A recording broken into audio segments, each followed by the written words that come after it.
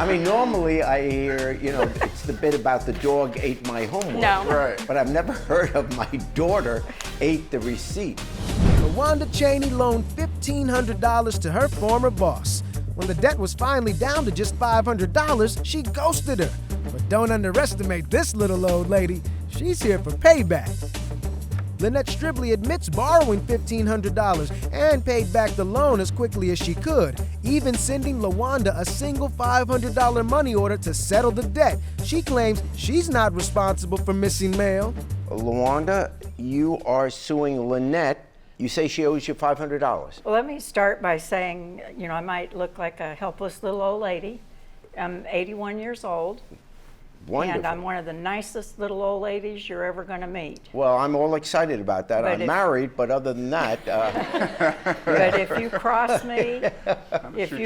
me, I turn into a mean son of a bitch, and that's why we're here today. Yeah, well, back in. then I'll try to behave myself. Okay. Lynette and I were working together. She was actually my boss. She was very good boss. And I sold my house, so she knew I had a little bit of money. Yep. So she asked if she could borrow $1,500. And I lent her the money, and she said she would pay $100 a week. So I wrote up a legal binding contract, and she signed it, and it disappeared at work. So I didn't have it. So I started keeping track of everything by text, just in case there ever was a problem. Sure. I was a stockbroker in 1977 when there were no women stockbrokers. Good for you. So, I was high school dropout, and I had 5 kids, a single parent. Wow. And so I went to college, I became a stockbroker, and I watch my money. I watch every penny of it. Months went by, and then finally I got the first $100. And I sent her a text saying, hey, months have gone by here and you're not paying me, Right. And so she said she had sent me a check, never got the check. And then I told her I didn't get the check, and she said, well, maybe it'll be here in a little while. So we waited and waited, and the check didn't come. Finally, I called her up and I said, it seems like $100 a week is a little difficult for you to pay. I said, what amount could you realistically pay and make payments on time? And she said $100 a month.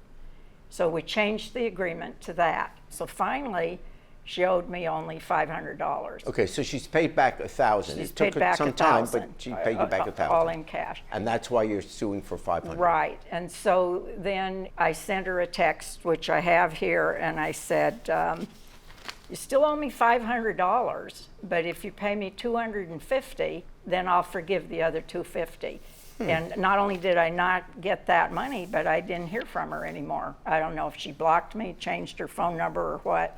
I changed my phone number and I gave it to you. It seems pretty clear cut. She's saying that she has not been paid back the final $500. What do you have to say? I paid her all of the money. I sent a money order for $500 to her house. And I don't know if she received it. I don't know if one of her daughters received it, but I sent the money. Okay, when you send a money order, there's, like through Western Union, you get a receipt. Do you have that evidence that you sent the money? I lost the receipt. So what am I supposed to do? You admit that you owed her $1,500. Absolutely. She says you didn't pay the last $500. You're saying you did, but there's no... I don't... How would you lose it? I think my daughter actually ate it.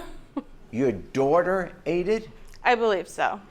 What do you mean she ate it? Well, she licked it and did everything, and then I just threw it out, not thinking that this is where we were going to end up.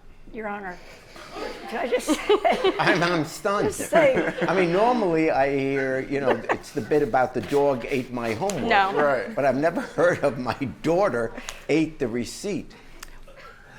Well, it was like mush, and there was no reading it, so. $500 is not a whole lot of money, and But no, we were good friends, and I Yeah. hope to remain friends. But there's 3 reasons that I came. The first one is the principle of the thing. You borrow money from me, you're going to pay me back one way or the other.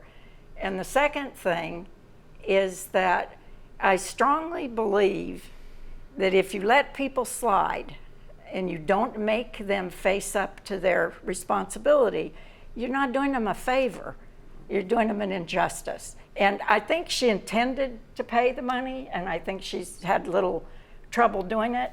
But when I owe somebody money, they don't have to call me. So I'm going to have to believe that she really didn't get the money. For whatever happened, she didn't get the money, and she should get the money. And so therefore, I fine for the plaintiff in the sum of $500. You should ask me if I want to be friends with her, because I'll be friends with her, but I'm never letting her daughter near any of my paperwork. She's an amazing person. We had a great relationship throughout our whole work experience. We've talked afterwards. I just really don't want to lose the friendship that we do have. People think that old people, we can't remember things, we can't do things, we don't know how to take people to court. You know, they think that we're just, I don't know why they think. I lived 81 years. You'd think I would have learned something. You know, I did learn a few things during that time. Hey YouTube, thanks for watching. For more Judge Jerry, click here. For more Jerry Springer, click here.